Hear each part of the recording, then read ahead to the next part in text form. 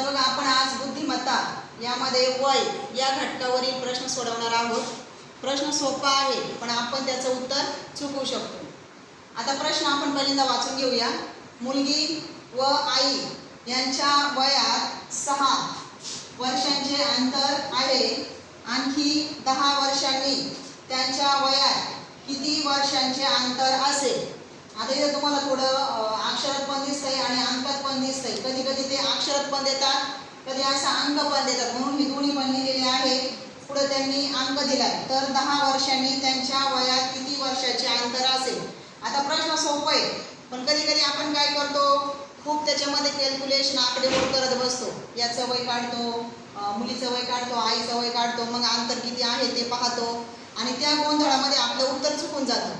कधी कधी आपण काय करतो, आता मुलगी आणि आई यांच्या वयात 6 वर्षाचं अंतर दिलंय, मग अजून 10 वर्षांनी त्यांच्या वयामध्ये किती वर्षाचं अंतर असेल? आपण साधं सरळ लगेच काय करतो, 10 अधिक 6 म्हणजे 16 असं पटकन लिहितो आणि आपल्याला तो पर्याय पण दिसतो आणि मग आपण लगेच तो पर्याय रंगवतो. पण हे तुमचं उत्तर इथं चुकतं. कसं?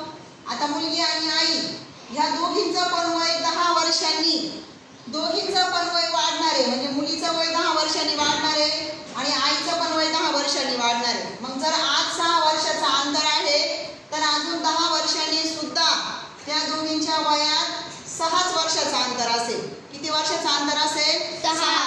म्हणून इथं पर्याय किती होईल आपला? बरोबर पहिला. बरोबर.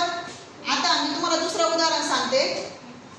मुलगी आणि आई यांच्या वयामध्ये 7 वर्षाचं अंतर आहे. समजा किती? 7 वर्षाचं अंतर आहे. तर 15 वर्षानंतर त्यांच्या वयात किती वर्षाचं अंतर असेल? 7. बरोबर. त्यांच्या वयामध्ये 7 वर्षाचंच अंतर असेल. राहील लक्षात? हो.